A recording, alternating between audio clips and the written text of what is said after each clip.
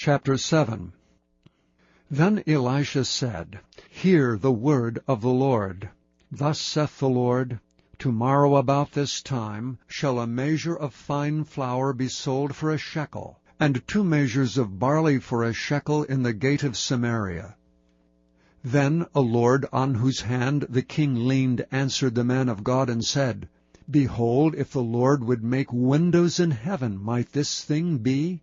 And he said, Behold, thou shalt see it with thine eyes, but shalt not eat thereof. And there were 4 leprous men at the entering in of the gate, and they said one to another, Why sit we here until we die? If we say, We will enter into the city, then the famine is in the city, and we shall die there. And if we sit still here, we die also. Now therefore come, and let us fall unto the host of the Syrians. For if they save us alive, we shall live, and if they kill us, we shall but die. And they rose up in the twilight to go unto the camp of the Syrians. And when they were come to the uttermost part of the camp of Syria, behold, there was no man there. For the Lord had made the host of the Syrians to hear a noise of chariots, and a noise of horses, even the noise of a great host. And they said one to another, Lo, the king of Israel hath hired against us the kings of the Hittites, and the kings of the Egyptians to come upon us. Wherefore they arose and fled in the twilight, and left their tents and their horses, and their asses, even the camp as it was, and fled for their life. And when these lepers came to the uttermost part of the camp, they went into one tent, and did eat and drink, and carried thence silver and gold, and raiment, and went and hid it, and came again, and entered into another tent, and carried thence also, and went and hid it. Then they said one to another, We do not well. This day is a day of good tidings, and we hold our peace. If we tarry till the morning light, some mischief will come upon us. Now therefore come, that we may go and tell the king's household.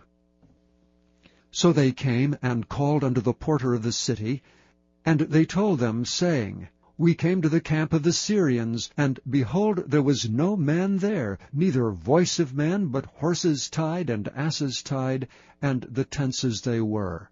And he called the porters, and they told it to the king's house within. And the king arose in the night, and said unto his servants, I will now show you what the Syrians have done to us. They know that we be hungry, therefore are they gone out of the camp to hide themselves in the field, saying, When they come out of the city, we shall catch them alive, and get into the city. And one of his servants answered and said, Let some take, I pray thee, 5 of the horses that remain, which are left in the city. Behold, they are as all the multitude of Israel that are left in it. Behold, I say, they are even as all the multitude of the Israelites that are consumed. And let us send and see. They took therefore 2 chariot horses, and the king sent after the host of the Syrians, saying, Go and see. And they went after them unto Jordan, and lo, all the way was full of garments and vessels which the Syrians had cast away in their haste. And the messengers returned and told the king. And the people went out and spoiled the tents of the Syrians. So a measure of fine flour was sold for a shekel, and 2 measures of barley for a shekel, according to the word of the Lord. And the king appointed the lord on whose hand he leaned to have the charge of the gate. And the people trod upon him in the gate, and he died, as the man of God had said, who spake when the king came down to him. And it came to pass, as the man of God had spoken to the king, saying, 2 measures of barley for a shekel, and a measure of fine flour for a shekel, shall be tomorrow about this time in the gate of Samaria.